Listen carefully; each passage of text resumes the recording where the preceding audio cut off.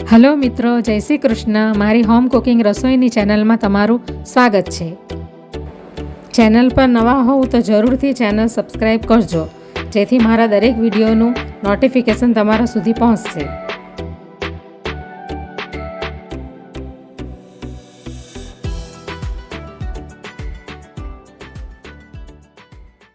આજે હું બાફેલા બટાકાની મસાલેદાર અને એકદમ ચટપટી રેસીપી શેર કરવાની છું. તો એના માટે મેં આ 3 થી 4 નંગ બટાકા બાફીને એને કટ કરી લીધા છે. અને આ બટાકાને આપણે વધારે નથી બાફવાના, ખાલી ફક્ત 2 સીટી જ લગાવવાની છે. તો હવે ગેસ ઉપર કઢાઈ મૂકી દીધી છે અને 2 મોટા ચમચા જેટલું આપણે અંદર ઓઇલ નાખીશું. તો 2 મોટા ચમચા જેટલું ઓઇલ લઈ લીધું છે. હવે તેલ ગરમ થાય એટલે અડધી ચમચી જીરું અને અડધી ચમચી વરિયાળી નાખીશું. હવે આપણે અડધી ચમચી હિંગ નાખીશું અંદર. જીરું અને વરિયાળી ક્યાંક થઈ ગઈ છે, તો હવે આપણે એની અંદર બાફેલા બટાકા નાખી દઈશું.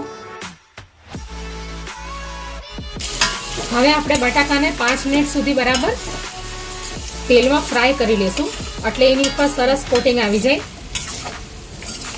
અને આપણે આ મીડિયમ ફ્લેમ પર એને ફ્રાય કરીશું. તો હવે બટાકા બરાબર શેકાઈ ગયા છે તેલમાં. તો હવે એની અંદર આપણે આ અધકચરું વાટેલું લાલ મરચું નાખીશું, સૂકું એટલે કે ચીલી ફ્લેક્સ નાખીશું. અને આ સ્વાદ પ્રમાણે મીઠું લીધું છે અને આ અડધી ચમચી જેટલું કાશ્મીરી લાલ મરચું લીધું છે. અને આમચૂર પાવડર છે, ધાણા જીરું પાવડર છે અડધી ચમચી અને અડધી ચમચી હળદર છે, એ બધું નાખી દઈશું અંદર. હવે મિક્સ કરી લઈશું.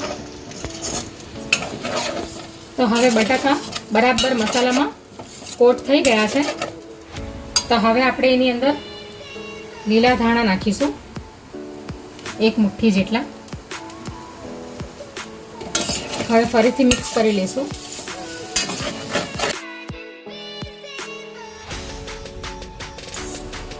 તો હવે ચટપટું અને મસાલેદાર બાફેલા બટાકાનું શાક રેડી થઈ ગયું છે. તો હવે આપણે ગેસને બંધ કરી દઈશું. તો હવે આપણે એને ડીશમાં કાઢી લઈશું.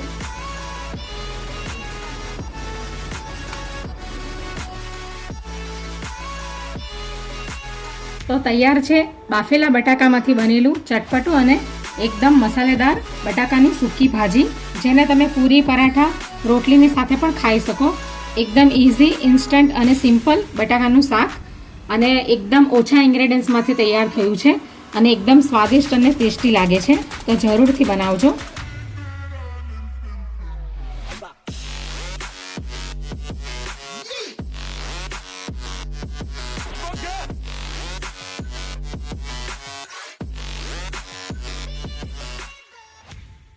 Audio Jungle.